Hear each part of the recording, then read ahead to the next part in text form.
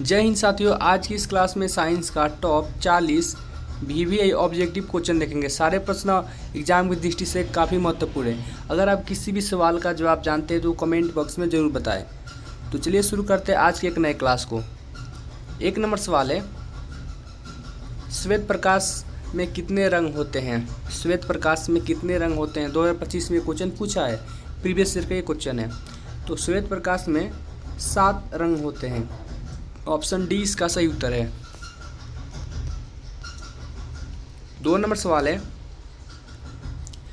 लंबाई बढ़ने से तार का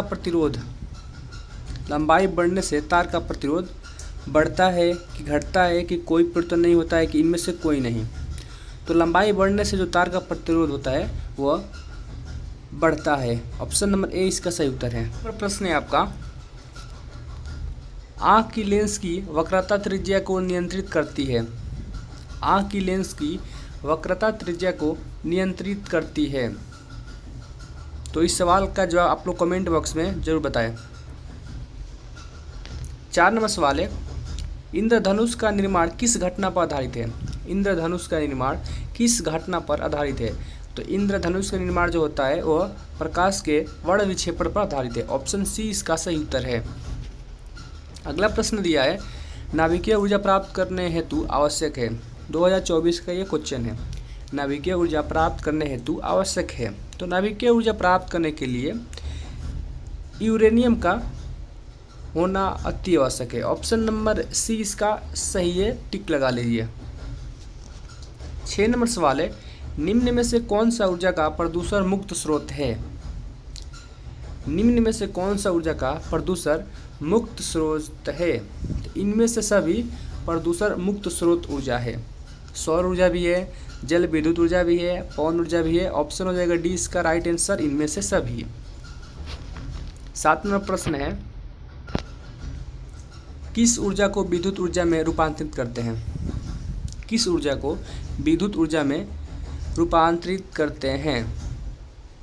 तो स्थितिज ऊर्जा को विद्युत ऊर्जा में रूपांतरित करते हैं। ऑप्शन नंबर डी इसका राइट आंसर है। 8 नंबर सवाल है, डेनमार्क में कुल ऊर्जा खपत का कितना प्रतिशत पवन चक्कियों से होता है? डेनमार्क में कुल ऊर्जा खपत का कितना प्रतिशत पवन चक्कियों से होता है? तो डेनमार्क में 25% जो ऊर्जा की खपत होता है वह पवन चक्कियों से आता है। ऑप्शन नंबर डी इसका सही उत्तर है। अगला प्रश्न है 9 नंबर, सौर ऊर्जा के लिए कौन सा दर्पण सर्वाधिक होता है? सौर ऊर्जा के लिए कौन सा दर्पण सर्वाधिक होता है? तो सौर ऊर्जा के लिए समतल दर्पण का उपयोग होता है। ऑप्शन नंबर ए इसका सही उत्तर है। 10 नंबर प्रश्न है आपका, सौर ऊर्जा प्रकृति में प्रभावित करती है। तो जो सौर ऊर्जा है वो प्रकृति में इनमें से सभी को प्रभावित करती है। ऑप्शन डी हो जाएगा इसका राइट आंसर। 11 नंबर सवाल है, ऊर्जा के अनवीकरणीय स्रोत हैं। ऊर्जा के अनवीकरणीय स्रोत हैं। तो इनमें से ऊर्जा का अनवीकरणीय स्रोत है कोयला। ऑप्शन बी इसका सही उत्तर है। 12 नंबर सवाल है, सूर्य के ऊर्जा का स्रोत है। सूर्य के ऊर्जा का स्रोत है। तो सूर्य के ऊर्जा का स्रोत है नाभिकीय संलयन। ऑप्शन ए इसका राइट आंसर है। अगला प्रश्न है 13 नंबर, पृथ्वी पर ऊर्जा का विशाल स्रोत है। तो पृथ्वी पर ऊर्जा का जो विशाल स्रोत है वह है सूर्य। ऑप्शन नंबर सी इसका राइट आंसर है। अगला प्रश्न है 14 नंबर, उत्तम ऊर्जा का स्रोत कौन नहीं है? उत्तम ऊर्जा का स्रोत कौन नहीं है? इनमें से जो उत्तम ऊर्जा का स्रोत वो नहीं है वो काफ़ी धुआंयुक्त हो। ऑप्शन डी इसका राइट आंसर है। 15 नंबर सवाल है, किसका उपयोग खाना बनाने वाले ईंधन के रूप में नहीं किया जाता है?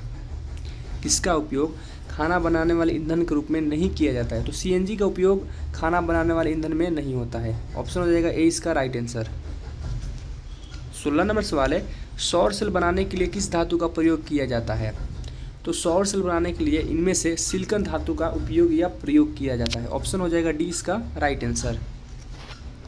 17 नंबर सवाल है, उदासीन विलयन का पीएच क्या होता है? ये आपका बोर्ड मॉडल का प्रश्न एग्जाम में सवाल पूछता है। तो उदासीन विलयन का पीएच 7 होगा। ऑप्शन हो जाएगा डी इसका सही उत्तर है। 18 नंबर सवाल है, बेकिंग पाउडर का अणु सूत्र क्या है? तो बेकिंग पाउडर का अणु सूत्र होता है NaHCO3।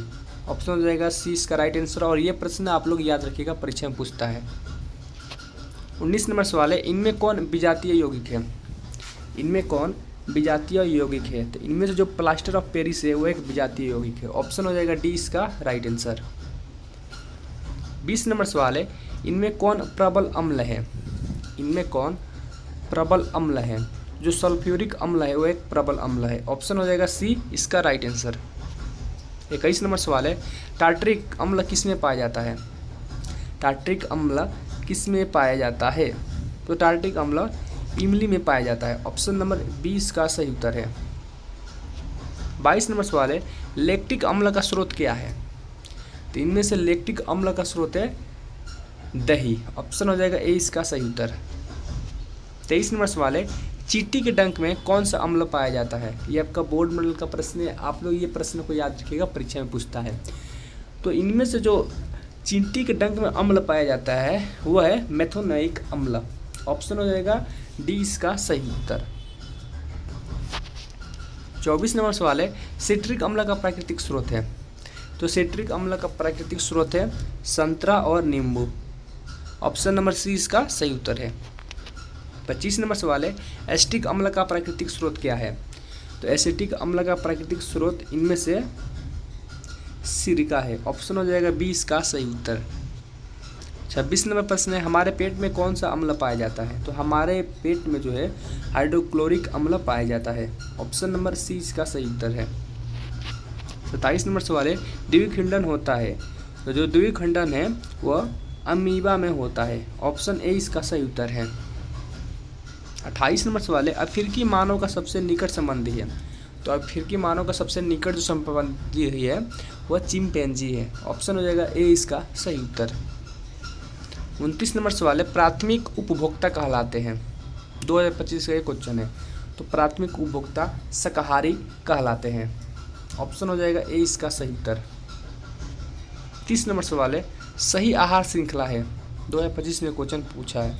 तो सही आहार श्रृंखला इनमें से क्या है? सही आहार श्रृंखला है घास, हिरन और शेर। ऑप्शन हो जाएगा डी इसका सही उत्तर।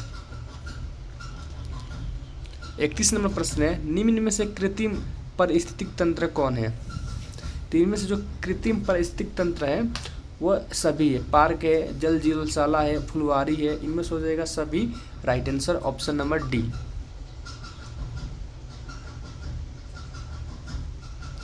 32 नंबर सवाल है, ग्लोबल वार्मिंग के लिए उत्तरदायी गैस है? तो ग्लोबल वार्मिंग के लिए उत्तरदायी गैस है CO2, कार्बन डाइऑक्साइड। ऑप्शन हो जाएगा सी इसका सही उत्तर। 33 नंबर सवाल है आपका, ओजोन गैस का आणविक सूत्र है? तो ओजोन गैस का आणविक सूत्र है O3। ऑप्शन हो जाएगा बी इसका सही उत्तर। 34 नंबर सवाल है, CFC का व्यापक उपयोग है? तो इसका उपयोग सभी में होता है, जेट इंजनों में, रेफ्रिजरेटरों में, एयर कंडीशनरों में। इनमें से हो जाएगा ऑप्शन नंबर डी हो जाएगा सही उत्तर। इनमें से सभी में CFC का उपयोग होता है। 35 नंबर सवाल है, कौन सा पदार्थ का अपघटन पर्यावरण में नहीं हो सकता? तो इनमें से जो प्लास्टिक है उसका अपघटन पर्यावरण में नहीं हो सकता है। ऑप्शन हो जाएगा डी इसका सही उत्तर। 36 नंबर सवाल है, मनुष्य एवं तिलचट्टा निम्नलिखित में से किस श्रेणी के जंतु कहलाते हैं? तो मनुष्य और तिलचट्टा इनमें से सर्वाहारी श्रेणी के जीव कहलाते हैं। ऑप्शन हो जाएगा डी इसका सही उत्तर। 37 नंबर सवाल है, कचरे का प्रबंधन किसके द्वारा हो सकता है? तो कचरे का जो प्रबंधन है इनमें सभी के द्वारा हो सकता है। कुछ कचरे को पुनः चक्रण, शहर से बाहर जला देना, गड्ढों को भरने में उपयोग करना। तो ऑप्शन हो जाएगा डी इसका सही उत्तर। 38 नंबर सवाल है, आहार श्रृंखला का निर्माण कौन करता है? तो इनमें से आहार श्रृंखला का निर्माण घास, बकरी तथा मानव करते हैं। ऑप्शन हो जाएगा बी इसका राइट आंसर। 39 नंबर सवाल है, कचरा प्रबंधन क्या है? तो कचरा प्रबंधन है वैज्ञानिक तरीके से कचरे को समुचित निपटारा करना ही कचरा प्रबंधन कहलाता है। ऑप्शन नंबर हो जाएगा सी इसका सही उत्तर। 40 नंबर सवाल है, वन पारिस्थितिक तंत्र में हिरण होते हैं? तो वन पारिस्थितिक तंत्र में हिरण प्राथमिक होते हैं। ऑप्शन नंबर 20 का सही उत्तर है। अगर आप चैनल पे पहली बार आए चैनल को सब्सक्राइब कर ले, वीडियो को लाइक करें और शेयर करें ताकि दूसरे विद्यार्थियों को भी हेल्प हो सके। मिलते हैं एक और नए वीडियो के साथ और एक अच्छे टॉपिक के साथ। तब तक के लिए जय हिंद, वंदे मातरम।